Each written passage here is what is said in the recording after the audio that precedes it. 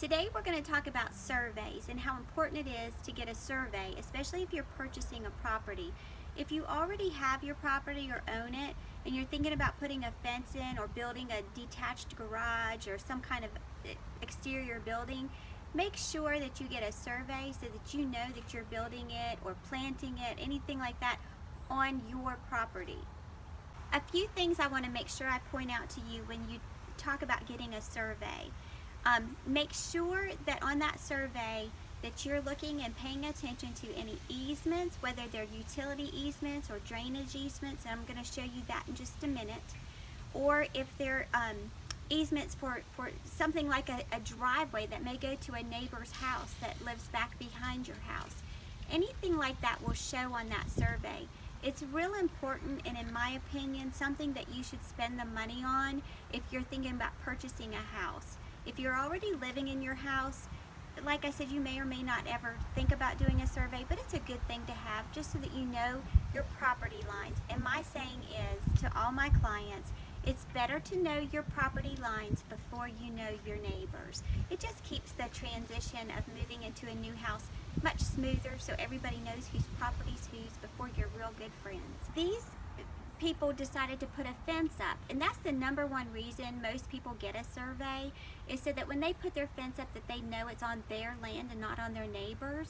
When you go to purchase a house, if you've already got a fence on your yard, you'll want to get that survey to make sure that that fence is in fact on your property and not on your neighbors.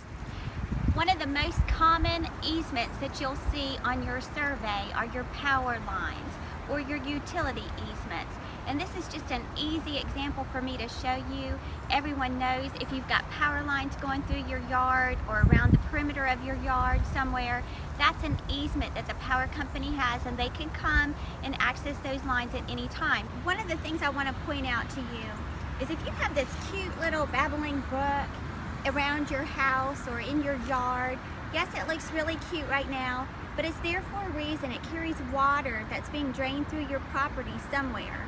So you always want to make sure on your survey you see how big of an easement this is. It's probably a drainage easement. It could be 15 feet, 30 feet, or 60 feet. But you want to make sure you get that checked on that survey so you know the water potential that that area carries through your yard. If you're looking for property and you're walking the lot of the house that you may think that you want to buy, and you come across a culvert pipe that looks like this on your property, that usually indicates that you've got a drainage easement. So make sure that you get that checked when you have the survey so that you know how wide that drainage easement is and where it's located on your property.